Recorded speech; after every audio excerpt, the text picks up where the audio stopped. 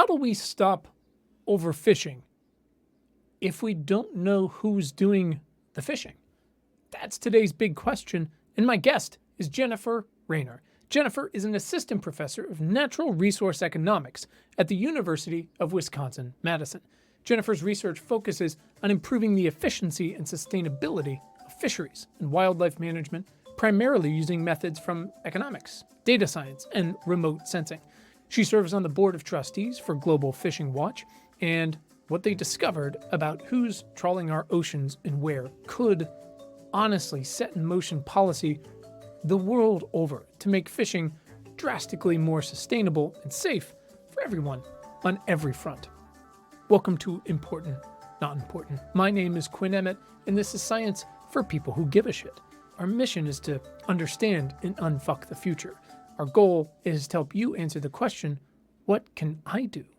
Jennifer Rayner, am I pronouncing that correctly? Perfect. Well, great. Well, then welcome to the show. Thank you for coming. Thanks for having me. Absolutely. Don't remember when I first ran across your work and your research. I don't remember if it was the wolves or the fishing boats, both of which we'll get to. And I know there's been a plethora of other work along the way, obviously. But again, like I kind of mentioned offline, I love this idea of folks who are like, what can I do with this new cool thing? Because I grew up on like 1990s TNT movies where the idea of someone having any sort of access to a satellite was probably like a Jack Ryan type problem. Like you don't want that to happen. And now apparently you can just do whatever you want with them. I even have a background on my computer. It's this app called Downlink. And you can pick any part of the world and it'll just show you every 20 minutes like an updated satellite photo. And I'm like, I don't think it's real. I don't think it's pretty amazing. We're living in an amazing time for technology and innovation and answering new, exciting questions with these new tools. It's a very fun time to be doing research. I love it. That's awesome. Well, we're going to get into quite a bit of that today. But Jennifer, I do like to start the show and, it's both like a I'm sorry and you're welcome sort of thing. I've asked this question 180 times, something like that. So instead of tell us your whole life story, I like to ask, why are you vital to the survival of the species? And I encourage you to be bold and honest and all of those things. Well, I don't know that I as an individual am vital to the survival of the species, but certainly my work is focused on things that I think are important. The ocean is incredibly important for a lot of reasons. More than 1 billion people depend on the ocean as their primary source of food. Hundreds of millions of people are employed in global marine fisheries. Goods are shipped over the ocean. Oil and energy from wind and other things are produced in the ocean. So it's incredibly important.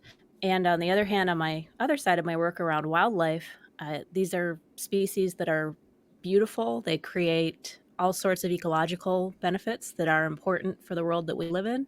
They also create economic benefits that sometimes are surprising. And so to the extent that my work helps us think about how to manage these wonderful natural resources better, then at least I can feel proud of the work I'm doing. I love that. That's so eloquent and wonderful. It's funny. It's such a ridiculous question, but I really do get some pretty profound responses from folks. And it's like laughing at me or scoffing, and then like, I'm clearly not. But you are doing important work, and I appreciate it. 100%. So before we get into, we'll probably do the ocean stuff first. Obviously, that was kind of the more recent research, I believe, and correct me if I'm wrong there. But if you could, because it's amazing how with all this new technology and things like that, and we all go through our world, so much of this job has been as a liberal arts major from Colgate, who didn't do well at flashcards and things like that, really trying to barely understand the tip of the iceberg of how complicated our systems are in this world. Could you help us build a quick technical understanding of, in 2024, which also sounds fake, how are most boats identified and tracked today? Sure. Well, historically, it was really hard to track boats. I mean, you'd be literally looking for them with binoculars, or you would be federal governments would place observers, they call them, on boats, which are people who literally stand there and watch what you're doing and record everything you're doing. It's very expensive, time consuming, and difficult to try to monitor the tens of thousands of industrial fishing boats on the planet this way. So in around 2017, this nonprofit called Global Fishing Watch made a revolutionary step in releasing a new way to think about how we can track boats in the ocean.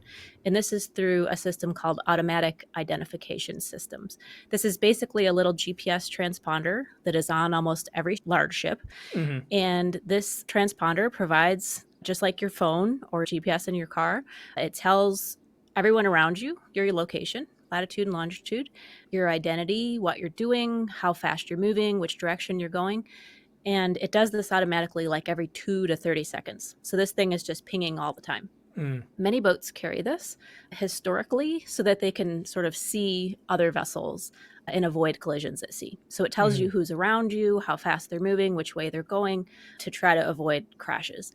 Congregated this data from satellite providers and they published it on this map.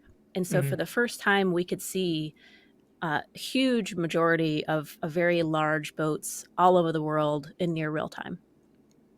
That's incredible. Again, it seems like the thing we should be doing, but at the same time, getting everybody to get the same transponder and turn it on is also quite the lift. But imagine what we can do with it. It's, what we have with ocean buoys and all that incredible stuff. Okay, so now, before we get to sort of these amazing numbers and what the implications are, when I first encountered your work on this, I thought about one of my very first guests was one of America's most prominent marine biologists, Dr. Ayanna Elizabeth Johnson. And her mantra has kind of always been, but especially at the time, was, how can we use the ocean without using it up? And it seems like every year, right, some archaeologists and anthropologists discover just how long, like you were saying, we have relied on the ocean, certainly not at this scale, but yes, we can't drink from it, not directly at least, but we've been traversing it and fishing from it for thousands of years. So in your new study, your team, and as you mentioned, Global Fish Watch, processed millions of gigabytes of satellite images. Is that right? About 2 million gigabytes. I go through pictures of my kids and it feels like too much. And that was, from what I understand, fishing vessels, non-fishing vessels, which I guess is mostly shipping, and fixed infrastructure. So oil rigs, more and more wind turbines, I guess. And you discovered that a percentage of the world's industrial fishing vessels are not publicly tracked. What was that percentage? Yeah, so the percentage depends on which kind of vessel. For industrial fishing vessels, we found that about 75% or 3/4 are not using this GPS transponder that publicly reveals their location. And for non-fishing vessels, these, as you said, are mostly kind of cargo ships or energy-related vessels. It's about 1/4 are not using these transponders. Wow. What is a large fishing vessel? You've used the term large and industrial a couple times. I assume that's bigger than like my buddy's 20-foot thing we sink every summer. Yeah, so what our methods mainly capture are boats that are at least about 15 meters in length or about 50 feet long. Okay. These are large industrial vessels that are fishing for very large quantities of whatever they're targeting, as opposed to what we would refer to as small scale vessels or artisanal fleets, which are kind of the smaller, sometimes more traditional boats that are usually catching smaller quantities of fish. We can't see those small boats with this particular satellite technology, but Global Fishing Watch is actually working right now on using additional satellite technologies that can pick up those smaller boats as well. That's incredible. I can't wait to tell my office mate that he is part of an artisanal fleet of one. So this is all amazing. And we were talking offline about using these brand new tools. And from what I understand, you used these satellites and environmental data sets and signals like sea surface temperatures, I believe, and chlorophyll to infer where vessels are fishing. So that's all amazing. And I want to talk about it. But I guess to dive right in, what do you instinctually and empirically, what does this mean vis-a-vis Ayanna's clarion call to use the ocean without using it up? What do we understand now after you've done this work about where we are on overfishing and things like that? I think the biggest sort of overarching point is sort of the motto of Global Fishing Watch, is which we cannot manage what we cannot see. And so if these vessels are completely invisible to managers, to scientists, to people making decisions, it's very hard to make appropriate, sustainable, and even economically beneficial decisions. We really need to have good data to understand what's happening. Even before we did this study, we know that more than a third of major commercial fish species are overfished, which means we're taking out more fish than is biologically sustainable. One third to half of critical marine habitats have been lost from human industrialization. There's a lot of big impacts that we're having on the ocean. So I think that we're moving towards a world where we can have better data to make better decisions. And hopefully, those decisions will be more economically, socially, and environmentally sustainable. Was it a case of, and this is where my work is generally, I like to think a little more than an inch deep, but very much a mile wide. I am the generalist here, so I can talk all day in some specifics about overfishing, but not too far. But Sure. I'm wondering, was this a case of, hey, we seem to be really running these fish stocks way down, but we can't quite tell how that's possible if we're only seeing this number of fishing vessels, and oh, this number explains that because it turns out there's many more than we thought? Or was it something different? Did this plug a hole for us, or how did that go? I think it helps us better understand where and when fishing is happening, and it can help us model whether our understanding for whether stocks are being fished too much or not enough. It can help us even improve those kinds of modeling. So thinking about which stocks may be overfished might have a very different answer if now we know there are actually 3 or 4 times as many people fishing as we might have originally thought. I want to just be careful for a minute that our study is revealing vessels that the public couldn't see as a whole, but it doesn't necessarily mean that the governments weren't aware that those boats were out there fishing. These Sure. boats might have been on vessel registries or had licenses or have been using some kind of proprietary vessel tracking systems. By and large, we probably have a pretty good idea of the sort of pressure that we have on fish stocks, but this is giving us a lot more detail about the sort of strategies that people are using when they're fishing, the stocks that they might be targeting, where, when, how, and to kind of help us refine what we're thinking about is what's happening out there. So it would be very easy, and usually my job is to say, oh, they weren't using these things because of shenanigans, like typical. But as you're saying, well, I mean, maybe some. We have no idea really way of knowing that because, as we know, governments only share so much data and they only track so much data, and that's entirely dependent on country and industry and all those different things. Does that sum it up? A lot of reasons why vessels might not have been publicly disclosing their locations with this GPS transponder. Some of them are shenanigans and really bad news, things that are very, very serious. Piracy, human trafficking, illegal fishing. There might also be some legitimate reasons where they're perhaps trying to protect some business sort of confidential information, like here's my great spot where I go fishing and I don't want everyone to see me, or even avoiding piracy. You know, if you're in places where there's a lot of piracy happening, you might not want to become a victim to that. And really importantly, we don't have international rules that require every single vessel to use these things. So really, it's only required for very large cargo vessels and for passenger vessels like cruise ships internationally. And then for fishing vessels, it's really up to the country to decide whether they want to require this or not. As an example, in the United States, we have a requirement that vessels that are about 65 feet in length or longer are required to use these things, but only when they're within a certain distance of shore. And so there's big legal loopholes around this where they can turn them off if they want to. Right. And I guess there's shenanigans and there's shenanigans. Serious right? crimes. Right, right. Actual crime. I think of one of my best friends works down the hall. I've known him since, I think I have a picture of him and his brother showing up in the room I was born in. And he was an archaeologist for a very long time and is very good at what he does. So he's also very good at finding shark teeth because I'm calling you from above a candy shop in Colonial Williamsburg, and this used to be underwater.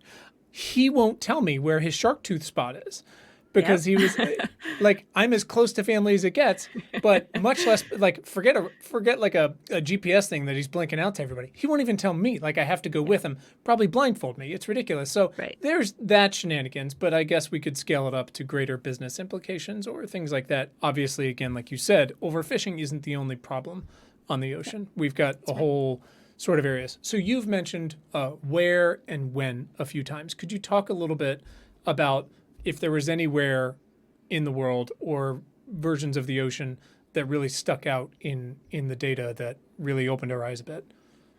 Yeah, so the vessels that were not visible before, which we can now see with our new data, were largely clustered around Africa, especially Western Africa, and South Asia.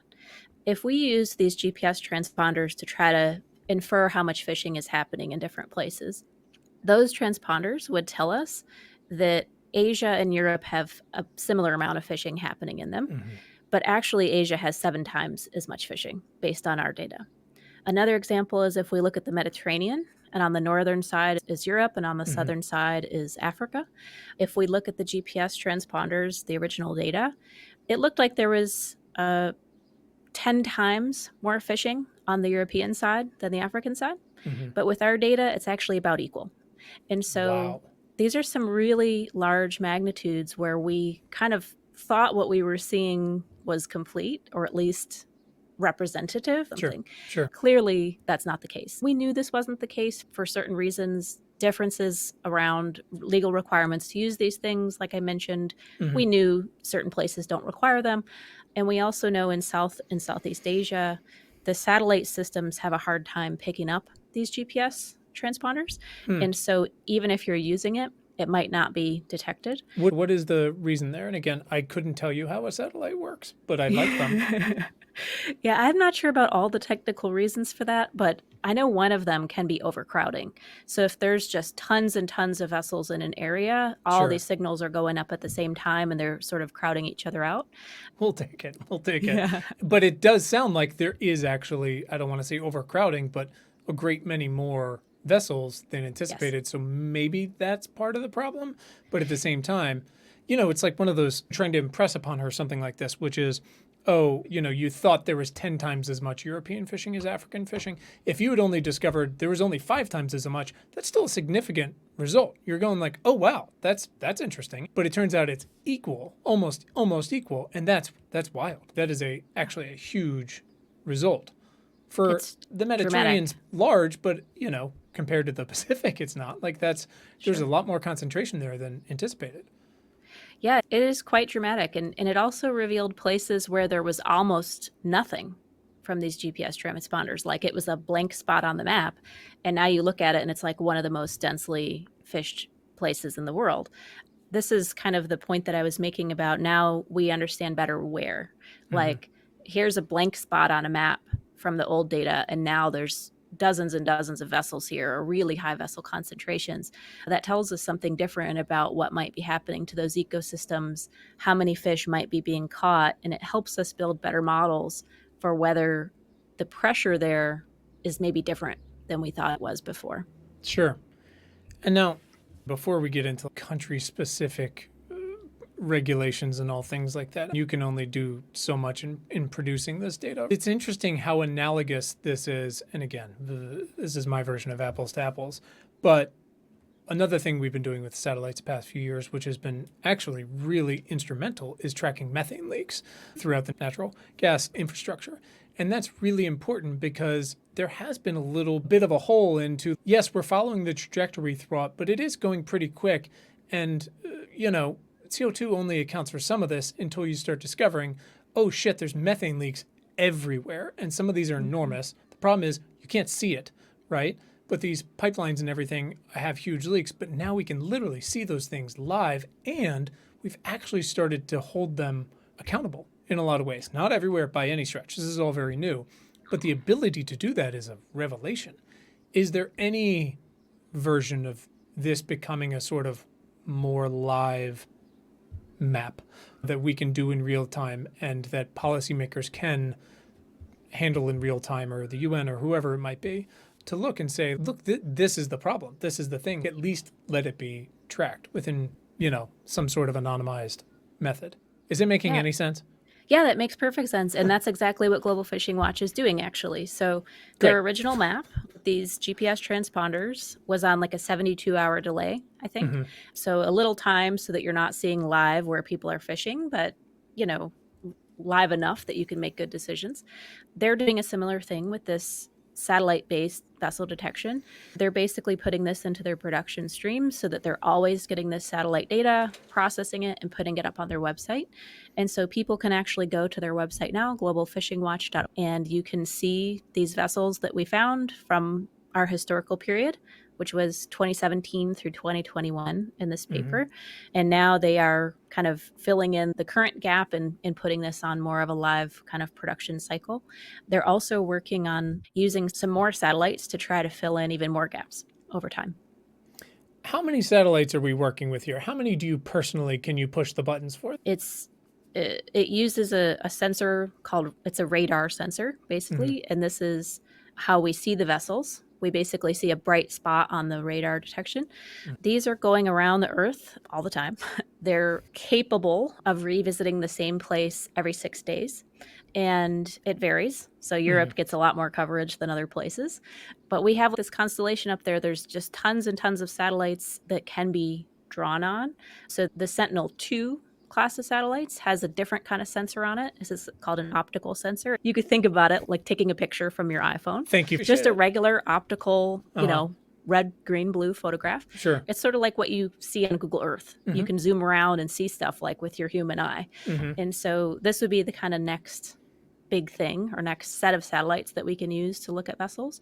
There's also a whole suite of very, very frequent overpasses and very, very fine scale geographically, like you could look at it with your eyes and see that's a boat. There's just tons of stuff out there. And so me personally, we're only really constrained in science by what you can afford to buy and process from a computational perspective. And the really amazing thing about the time we're living in is we can process 2 million gigabytes of satellite data Right. in a way that's actually like feasible. I mean, I can't imagine 10 years ago even thinking about doing such a thing. So that actually brings me to my next point. If you could, can you share sort of what the costs of this project were and sort of how they broke down? How do you go about getting ongoing funding? Does it seem like now after the project there's a better case for it that you can make and that you've successfully made? Talk to me about the money side. Yeah, so the money side is a little difficult for me right now to put a specific number on, in part because this work was led by Global Fishing Watch again. They have great partnerships with satellite data providers. The European Space Agency actually provided the images. Google provided in-kind support for a lot of the computing. We had funding from OceanKind, Bloomberg Philanthropies, National Geographic's Pristine Seas program. And so there were a lot of large organizations who were very motivated to support this work and made it possible essentially through these both in-kind and financial contributions. One really exciting thing is that Global Fishing Watch was awarded a very large grant, a $60 million grant, through the TED Audacious Project. The Audacious Project is trying to find organizations that are changing the world and making the world better. And Global Fishing Watch was selected under this program this year. You can see the CEO had a great talk about what this project is. And the goal of this project is to reveal all human industrial activity at sea. And so they're going to have this really substantial pool of money to do amazing work over the next 5 or so years and draw on all those satellites that I mentioned are flying up there just waiting to be tapped. Sure. That's incredible. I mean, and again, yes, we've got some inflation we're still dealing with, but that should, as the costs of compute come down, and obviously everyone's looking for compute these days for more reasons than ever, but at the same time, the technologies and the scale are just growing while that 60 million can be put to use. And obviously the data is growing as well, because like you said, some of these babies are going over every 6 days. That's just an enormous amount of data to play with, right? Yeah, it is. It's exciting. And I think, maybe it's the sort of idealistic scientist in me, but I don't think producing data is sufficient. It's not the only thing we need, but it's a necessary thing. Well, of So we course. have to have better data to make better decisions. And there's a step in the middle that has to happen too, where we need capacity to interpret data. We need to have sort of interest in making better decisions and where our incentives lie. And we need some good international agreements that sort of lay the groundwork to give people the right incentives to make good decisions. And so, one thing that would be an amazing international priority is to have a UN or some kind of intergovernmental resolution that recognizes the importance of transparency in the ocean, knowing what people are doing, who vessels are, what they're authorized to do, where they're operating, those kinds of things, and requiring them to use some kind of tracking device so that there aren't all these loopholes that say, well, most people don't really need to use this. We hope you do, but you don't have to. Yeah.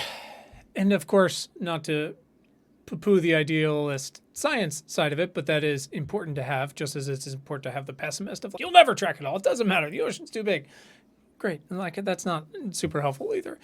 In the middle, and we do try to engage with here, politics does matter. And there's so much more petty and complicated, and experience matters as much as like a young idealist coming in of whatever flavor and technical background, right? But at the same time, it's hard. We have examples of, in the U.S., we have in Louisiana, parts of Texas, Cancer Alley, where we know these people are a very specific subset of people who do not want to leave their homes and who have lived there for a very long time. Historically marginalized and poisoned people are. We've got data. You can put a purple air monitor down there. There's all kinds of tests we can do and all these things. Yep. And yet we still have not stopped fossil fuel refineries from parking in the backyard. We continue to explore natural gas export facilities and things like that. So just because we can measure it does not mean we will necessarily immediately go, holy shit, we got to do something about this, right? But like you said, we can't do anything until we start measuring it. And you guys have taken up an enormous question here, but it really matters. We have been fishing for a very, very long time, but not at this scale, right? We have been using computers, but not at this scale. We have had misinformation since we were telling each other, which was the safe cave and which was not, but not at this scale. So it does help to really step back, get our arms around and go, okay, we think we have a better idea now, and we're going to keep having a better idea, because just, by the way, have the technology of AIS to use is great, because sometimes it goes, okay, but how would we start doing it? And you're like, here they are. They're proven, right? Yeah, this is, I'm actually an economist by training, and economics is all about incentives. It's about human behavior and how we react to incentives and do what we do.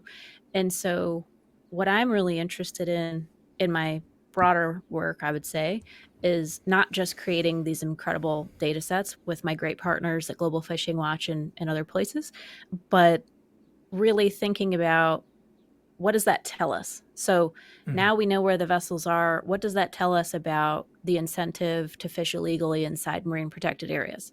What does it tell us about how much sanction busting trade might be happening, and where and when and why? Can we think about policies that might change those economic incentives to make it mutually compatible for people to do the things that we hope they are doing? And so I think between the data and sort of outcomes, we need this really clear and really effective policy landscape to create those right incentives that will help steer people. And also we need the kinds of enforcement that will ensure people are following those rules. The really cool thing about this data is it makes enforcement much easier.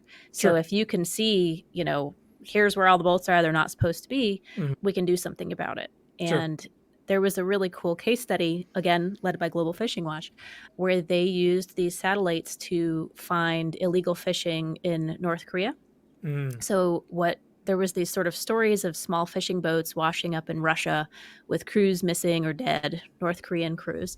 And there's also some observation of large industrial fishing vessels heading from China to North Korea. And so this team used these satellite technologies that we used in our paper to kind of observe these Chinese fishing vessels moving from China to North Korea. They found 900 Chinese fishing vessels that were fishing in North Korea. This was kind of pushing out the local fishermen who were being kind of pushed out to Russia, out to sea, and starving and dying in bad weather and so on. And there's also UN sanctions right now against North Korea where they're not supposed to be licensing fishing in their waters or exporting fish because of their sort of nuclear testing. This was the biggest ever discovery of illegal fishing by a single fleet. And this technology is what specifically enabled that discovery. And since then, illegal fishing has fallen, or since this paper was published, and since COVID closures happened, they're both kind of happened at the same time in these boats moving into North Korea. So I think it's a cool case study that shows that it's not just like a technical question. Can we find the boats? Sure. Yeah. But that like we can use these data to draw some insights that are important, that are affecting real people on the ground, and that can help us think about how to maybe enforce or target efforts to change behavior in a way that's really meaningful. I love that. And I appreciate both the pragmatic optimism that you can learn from a specific case study like that, but obviously also with your economics background, it's a very complicated time, especially from the US, a global Northwestern country, to talk about incentives and punishments and enforcements if a lot of these boats are found in the global south or places like that, where we are constantly, we at least should be asking, and we're doing a so-so job of it, how can we actually help those situations as opposed to just punishing them? What are the incentives? Just like with the methane leaks, yes, look, you got to, I understand this is your business, but how do we both walk the line of carrots and sticks of please plug that leak, it's really bad for everybody, but at the same time, we know that this is your business, and yes, you need to feed people, but between human trafficking and piracy and overfishing, which is a real issue, especially for big fish, which feed a lot of people, we do need to help in some way. We don't get away with overfishing for the past couple hundred years and then just punish everyone. So we have the technology and the resources to do this, but hopefully we can, and it's different in every country, incentivize folks to do it in a more sustainable way. But that's... Yeah, and I think there's also some distributional consequences here that you were kind of alluding to in terms of who wins and who loses, right? Yeah. And we can kind of think about this data set in other ways as well. It's not just punish the bad people fishing, right? Like fishing is extremely important. There's 260 million people employed in global marine fisheries. This industry generates $1.5 to $2.5 trillion in economic value every year. This so-called blue economy is just so important. And it's a resource that we need to protect, not necessarily to set aside and say no one can use this anymore, but to say these uses are really important. The people who rely on these things in many cases are very reliant on them. And the better decision making we can have to reduce exploitation, to reduce sort of damaging activities, we're actually creating benefits. We're not only punishing some people, we're actually, for example, protecting these small-scale fleets like traditional fishing, that the fish stay in the local community. They often have these sort of carve-out areas, like they are only the ones who are allowed to fish in this one place. And these industrial boats aren't supposed to go there. Well, we can use these kinds of satellites to see, are they actually going there? Are the boats kind of encroaching in on these local fishing fleets that are really important for the local community? We can kind of monitor those kinds of interactions. So it's not just about punishing people for doing things we don't want. It's more about getting the most we can from the resource that we have to benefit the most people, and to also think about who is benefiting, right? Like we don't actually know a lot of times. One really challenging thing with these industrial fishing fleets is we don't know who the beneficial owners are a lot of times. There's shell companies on top of shell companies, and you don't actually know where these profits are going. And so it's a very complicated industry, a very important one. And I think the more we can unravel about what's happening, the more we can ensure that everybody's benefiting, not just certain groups who, again, we don't always even know who they are. it can seem we're using this as a scapegoat to say perfect is the enemy of good. But we can do reasonable math now to balance out, okay, t-shirts shouldn't be made of fossil fuels anymore, and they should be made by people who are being paid a living wage and not by kids. And yes, that can make it frustrating to consumers in some way because they're more expensive or they're harder to find and the supply chains aren't there. But it is the right thing to do, and hopefully if we support that more, it'll be better. And yes, I support obviously setting aside a lot of land for rewilding and parts of the ocean with the 30-30-30 stuff. That's all really important because we've made some real mistakes. But again, we need to find ways to use it without using it up because people do need to be able to fish locally. We do need industry, right? We do need more wind turbines in more places pretty quickly. And doing the reasonable math on that to say who's benefiting and who gets to decide who's benefiting, what are the incentives, what are the costs, that matters because we're already learning our lesson on land with subsistence farmers in northern India, with coffee crops around the world where all these smallholder farmers are unable to do it anymore, and so they'll just lease their land to miners because they can't grow coffee there anymore. And then they have to move. And now we deal with migration in Europe, spent the weekend electing people on the far right. So there's math to be done and we can do all. I think we can do hopefully a better job having this sort of information. So I want to tell you a quick story relevant to your second big piece of research I wanted to talk to today. I have a very good friend, and he's going to know who he is, and people who are listening who know him will know who it is. And he has always wanted, it sounds ridiculous, but he's always wanted a wolf. And we're like, Bud, you can't just get a wolf. I understand that you think that would be great. You can't now, thank God, he's got 3 little kids and his wife would murder him. You can't just get a wolf. I don't think so. And we can reduce all traffic deaths, right? Isn't it that simple? No, I thought this was really, really, really cool. I loved reading about Ed Yong, one of the greatest writers of all time, Pulitzer Prize winner, covered your work, and the subtitle of his work was Try Wolves. So talk to me about this, because I just think it's so cool. Tell me what a landscape of fear is and how this has so many other economic benefits. Sure. Well, so my other area of research focuses on wolves and the economic impacts of wolves returning to the United States.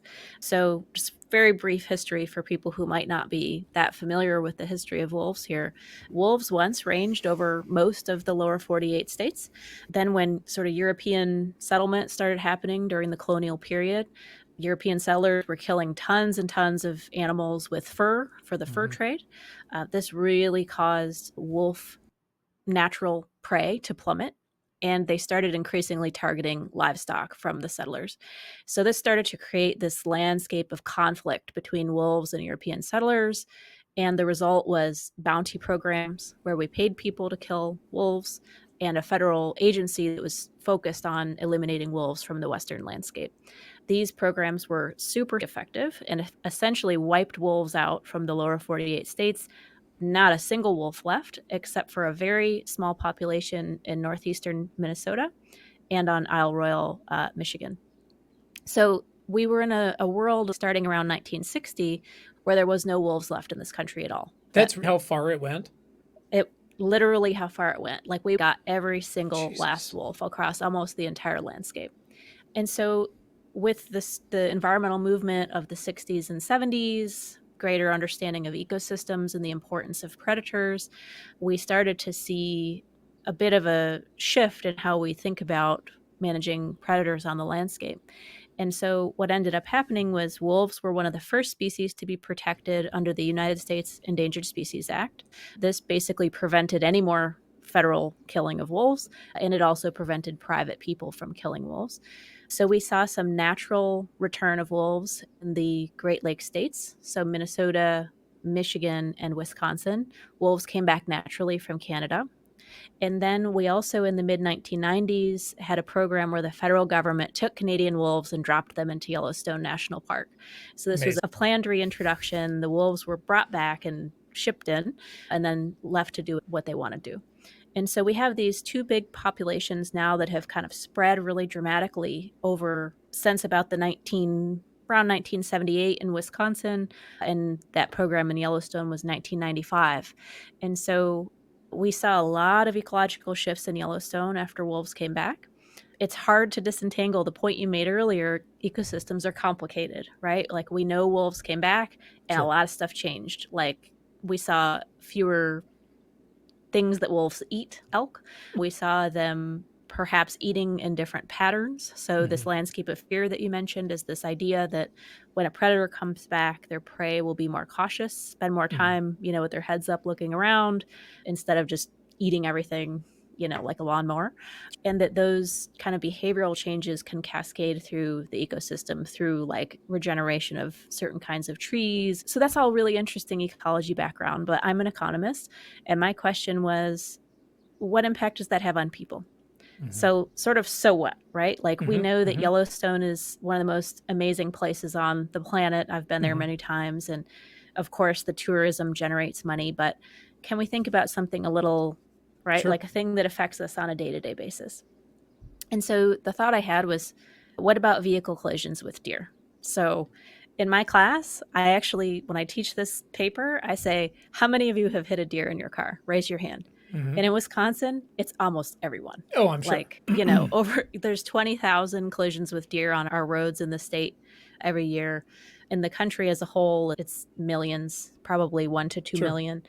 And people are killed, they're injured, your car is wrecked. And so my question was, if wolves come back, can we maybe reduce some of those collisions with deer? And we found the answer was yes. When wolves came back to Wisconsin, they reduced vehicle collisions with deer by about a quarter. This was worth about $11 million per year statewide in terms of benefits from not fixing your car, not getting injured or killed. And that this was through those two channels. One is partially reducing the deer population, which is not surprising. Less deer, less likely to hit them. But also the effect was bigger than we could explain by just reducing deer population. And so this, we think, is related to deer moving around differently than they otherwise would have, this sort of idea of a landscape of fear. This is very exciting. I loved in Ed's piece, Dr. Leanna Zanet, I believe, said wasn't involved in the study. She said the icing on the cake is that wolves do this work all year long at their own expense. I mean, how many economic benefits do we get like that? We can argue about the child tax credit all day, even though that's like something we should do, but it still costs something. If you fly in the wolves, this is great. There's fewer, like you said, fewer people are hurt, fewer cars to, get mangled, fewer roads that are stopped up from that. And again, like you said, not just in these magical protected places like Yellowstone, like you said, closer to home. I mean, I lived in Los Angeles where coyotes just roamed everywhere because we've built on all of their habitats. So what does this mean policy-wise? How has anything been affected since then in Wisconsin, in other states where wolves have been, the populations have been growing, or where we have the opportunity in a rewilding sort of sense to bring in more wolves? Because look, I love roundabouts. They're way better than traffic lights. But if the answer is like 1,000 times more wolves, let's do that. More wolves. Yeah. I think what to me was interesting about this particular question of the vehicle collisions is the benefits that wolves create through this channel are largely going to be in mostly rural areas where people are hitting deer in their car. And this is also where wolves are causing costs, right? So wolves are not only creating benefits. They also do kill some livestock. Totally. They're, just being afraid has some kind of economic impact. And those things are also happening in rural areas. So what we've seen historically is when we're talking about comparing those costs to livestock predation, it's often compared to like conservationists' happiness that they know wolves are out there somewhere. So I'm willing to pay to know that wolves are in Yellowstone and in Montana just because I like the idea that they're out there. And so we kind of have this urban-rural divide thing where environmentalists and conservationists in the big cities are like, yeah, we want wolves in Montana. We'll pay for that. And people in Montana are like, well, that's cool, but they're also causing some trouble for us, right? Sure. And so it kind of gets back to the fisheries question, which is like, who wins and who loses, right? There's someone winning and there's someone losing. And are they the same people? And the way we have historically measured this, they're different people. And that makes policy really, really challenging. You have to pick a side, right? But I think the cool thing about our study is that it's the very same people, right? It's benefits that are happening in rural Right. places kind of compared to costs that are happening in rural places. And there's some offsetting effect there, which I think is one nice kind of policy implication is we now can measure some sorts of benefits to the very people who are previously suffering. And it also gives us a mechanism to think about how to deal with those trade-offs. Sure. You could imagine a surcharge or something on registering your vehicle that says, hey, wolves are here. You're benefiting through not crashing your car. Right. We're going to have this money go into a pool that helps prevent livestock predation or something. And so once we have measured these impacts, who wins, who loses, we can start to think about some kind of transfer program that helps kind of offset these relative impacts. And that's fundamentally an economics question. We can think about what kind of policy would be the best way to get some sort of efficient and equitable outcome in terms of the winners and losers. And this is actually something I'm working on in ongoing work, is thinking about what kinds of policies might help us think about how many wolves is the right number. Like, we've been fighting about what's the right number of wolves for decades now. Mhm. And how do we sort of measure these offsetting costs and benefits and in informing how many wolves we should have on the landscape, and how we should have some transfer programs to think about kind of compensating the losers by the winners. I mean, I appreciate all of that. A lot of our work, and it took me a while and a road to get there because of a extremely negligent, narrow point of understanding and perspective. But people come to us, and we're going to get to this point in a second, but mostly it turns out to help them answer the question, what can I do? And a lot of the times it turns out the most impactful, efficient economic use of your time or money or both is to support frontline groups that are already doing the work, because they are going to be the most knowledgeable about what they are experiencing and what works and what doesn't in the local politics and things like that. And so, yes, it's easy to hold a fundraiser in Los Angeles titled like Maximum Wolves or something, but there's going to be folks in Montana that are like, hold on a minute, how many wolves can a Montana take? And the answer is somewhere in there. And look, we've been arguing about people numbers forever too. It's not simple, right? But doing the math for those people so that we can both listen to them, but also help them understand the benefits to themselves so their car doesn't get wrecked, right? But that some pigs are going to be eaten because they are wolves. It's funny, I was reading this and thinking of one of my wife and our best friends, woman actress and director Liz Banks, directed the Cocaine Bear movie. And I was like, okay, so we're not dealing with cocaine bears. We don't want cocaine bears. We just want wolves, right? Who are rewilded in a place that's habitable to them. But I also tell our kids about our dogs, right? In the end, yes, they're trained. They're golden doodles. They're great. But they're going to see that squirrel and they're going to go because they are dogs.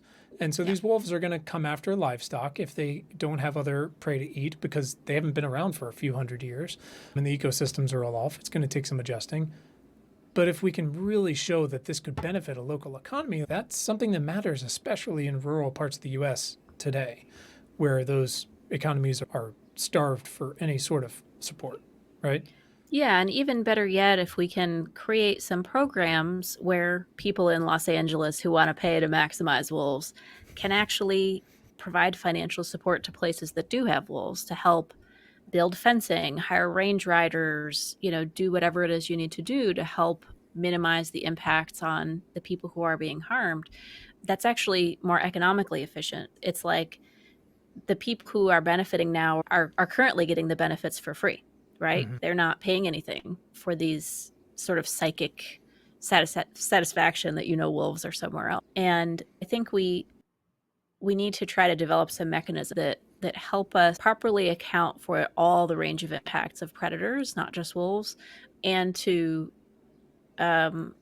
not have people sort of free riding on those benefits and just saying, yeah, I love them being somewhere else. I don't have to deal with it. It's great. Yeah. I personally think it's wonderful to have predators coming back to the landscape. It's ecologically important. It's economically important. And it's really special to be able to see a wolf out there and know that they've sort of come back from the brink here. But I also do really fully recognize that it's complicated. The managers who are making decisions about this are in a position where they're balancing the Maximize Wolves program with the, we're struggling right here, right now, with living with these animals. I think the cool thing about our study is that it helps us think about what are some of these really tangible impacts that wolves are having locally, so that you can kind of think about it's not just that maximize the wolves, right? It's like people who are actually living with them are also getting some benefits that are really quite significant. Like I said, in Wisconsin, $11 million a year in benefits we're getting from this vehicle collision channel. And what do we do with that money? How do we get it? And how do we do Sure. something that's productive? I think is the question.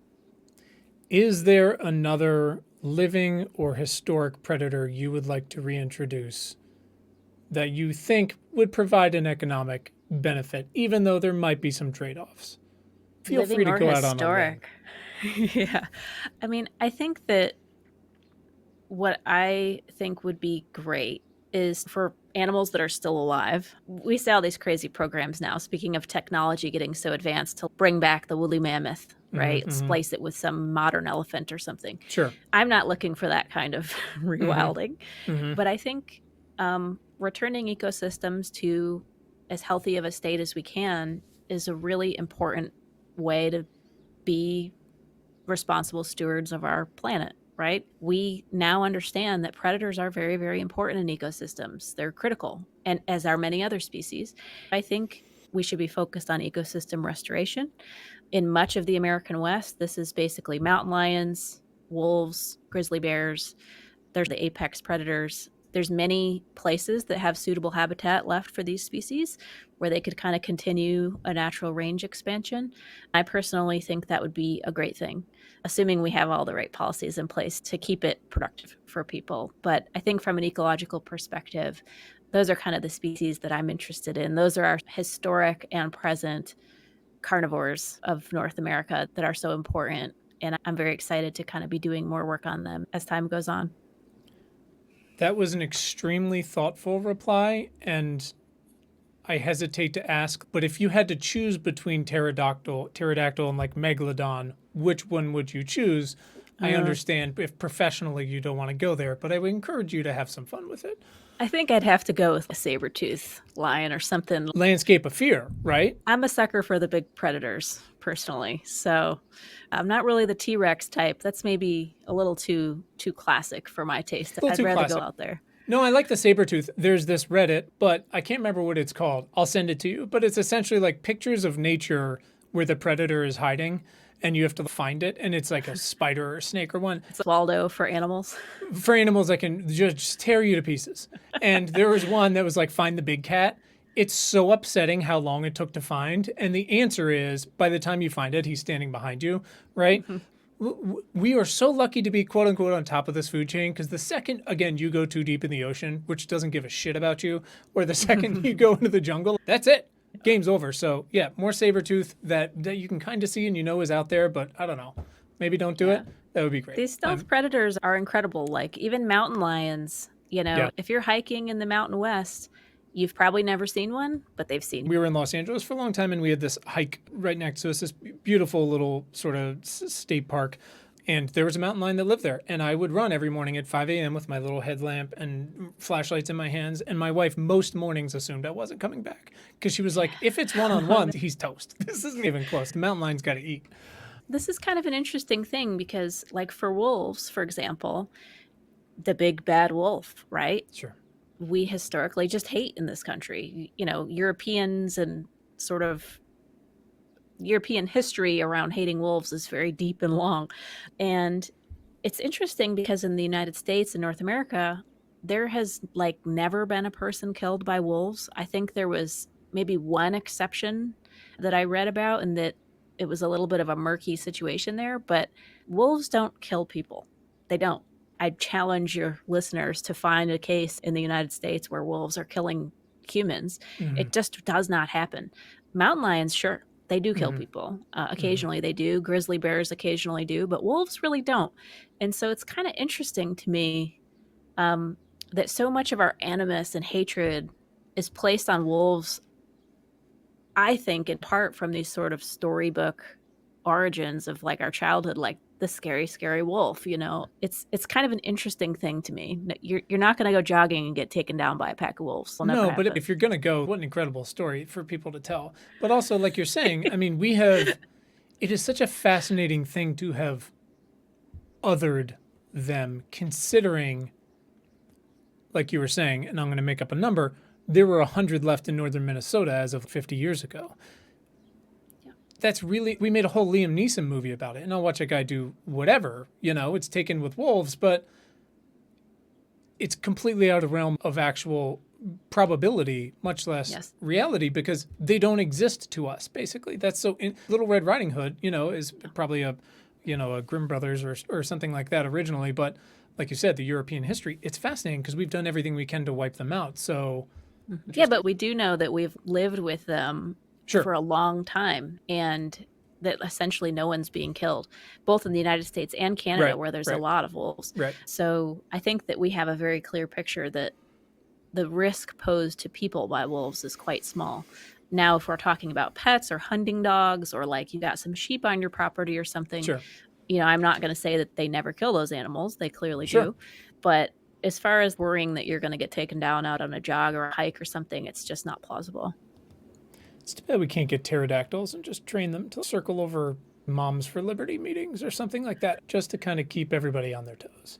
Just looking for a real feasible solution there, are you? 100%. The big question is, how can we help? How can folks, with their voice, their dollar, their time, whatever it might be, support your work, emulate their work, learn from your work, but in an analogous sense, or just flat out be inspired from it? Give us some specifics. Well, I think on the ocean side, people who are seafood wholesalers, retailers, and consumers, like anyone who's engaged in the seafood sector, I think has some stake in trying to improve transparency around fishing practices.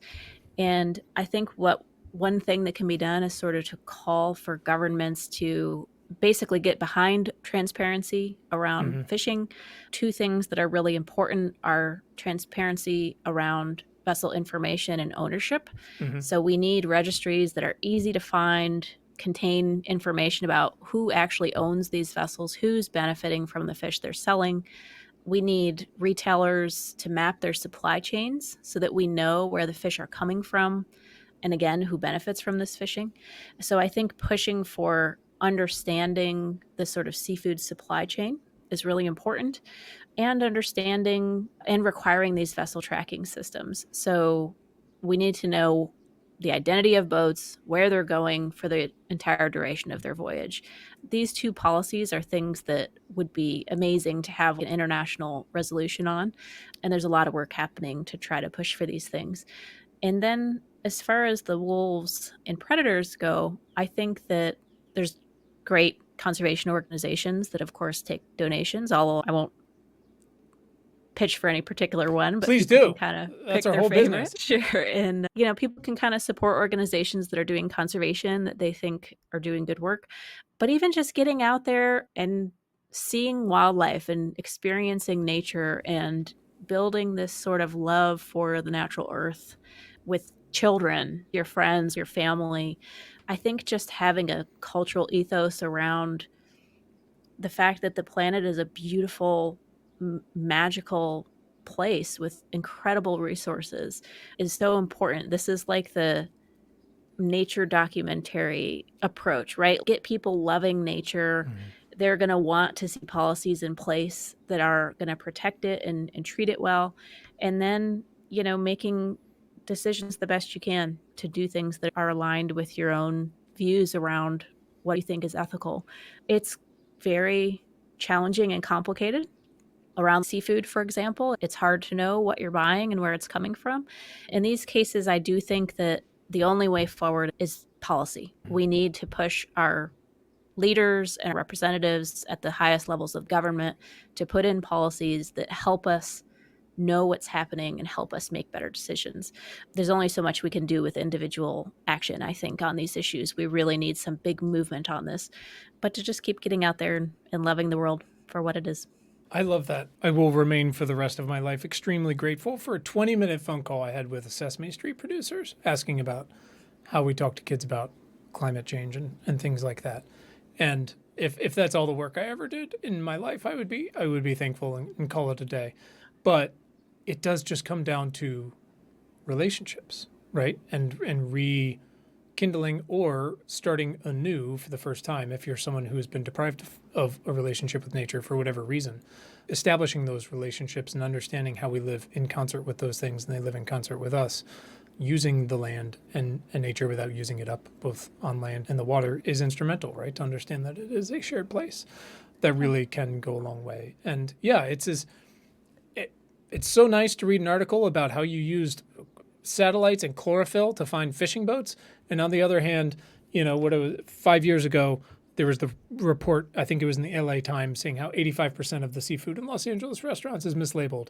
Supply chains are complicated, and the incentives and the consequences are clearly not quite fine-tuned well enough for us to make this work. And that is why, look, individual action does really matter. There are plenty of places you can find resources to buy the right seafood, to talk to your congresspeople and your representatives. Maybe you own a restaurant or you're starting one or you just work at one. And those things can snowball because, like you said, the policy is what's going to really go there. A wonderful team of scientists who kind of, enjoy saber-toothed tigers but are into fishing and wolves can only do so much. But it's a start. So, well, listen, thank you so much. Last question, and I'm going to get you out of here. What is something you have read in the past year that's changed you in some way, either perspective or topic you hadn't considered before, or changed your mind on something before? That's great. So I think one amazing piece that I read in the last year was not a book, but I'll get to that. There's this investigative reporter named Ian Urbina who has done a lot of amazing reporting around criminality and exploitation, sort of at sea in the fishing, oil, and shipping industries. The piece that I read in the New Yorker was The Crimes Behind the Seafood You Eat, and it was sort of talking about all these crazy things that are happening out at sea, and this investigative reporting team going out and throwing bottles of rice and pens onto fishing ships to try to get messages from people about whether they're being trafficked or enslaved, essentially. It's an incredible piece of investigative reporting that builds on this longer project. So people can Google The Outlaw Ocean, which was an award-winning New York Times series that is now quite old, I want to say, that kind of started investigating some of these big issues in the ocean and turned into a best-selling book by the same name a few years after that, which I think is worth a read. And now there's a nonprofit journalism organization by the same name, the Outlaw Ocean Project, that looks at human rights, labor, and environmental concerns in the ocean. So it's this aggregation of really cool investigative reporting around all this crazy stuff that's happening at sea, and at least helps us think about sort of what is our vision for the future? What do we want this to look like? And what kind of pathway do we need to get there? And in my opinion, sort of this transparency movement, trying to understand who, where, when, and how people are operating at sea can help us sort of address some of these terrible things that this investigative reporting has come up with. And again, sort of addressing our bigger issues we've been talking about, which is how do we responsibly use our natural resources, and how do we create the incentives to do that? These cases in this book and other pieces are sort of the worst, the worst that you could imagine in terms of outcomes. But I challenge people who read these kinds of things that can be gloomy and doomy to think about what would the best look like and how do we get there? Because I think otherwise it's easy to really fall into a state of sort of despair around nothing can be done, everything's terrible, everything's broken, why bother? And I think it's really important that we don't fall into that trap. I think there's many, many things that we can do, many things that are very feasible, that we just need to sort of push our leaders to put them in place and help create those structures that we desperately need. It's amazing.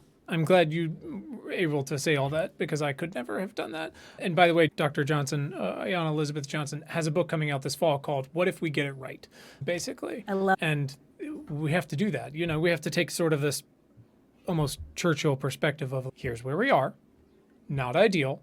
We've come a long way, but we're kind of on this precipice. But here's where we can go. It's just going to take a lot of work. But you have to do the imagining part, right? And you have to go out there. You have to tell people where we are so that we know how far we have to go. But holy shit, look how far we've come. People wash their hands now. We didn't do that 200 years ago. Not to say every problem is going to be that easy, but we can do magical things. So I really appreciate your time. Remember, folks, the moral is everybody gets a wolf, which is really great. So if you take anything away from this, I'm going to say everybody don't get a wolf.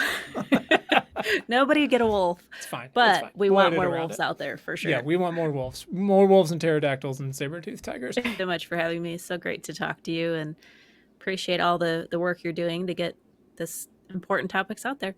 That's it. Important Not Important is hosted by me, Quinn Emmett. It is produced by Willow Beck, and the music is by Tim Blaine. You can read our critically acclaimed newsletter and get notified about new podcast conversations at importantnotimportant.com. Thanks so much for listening, and thanks for giving a shit.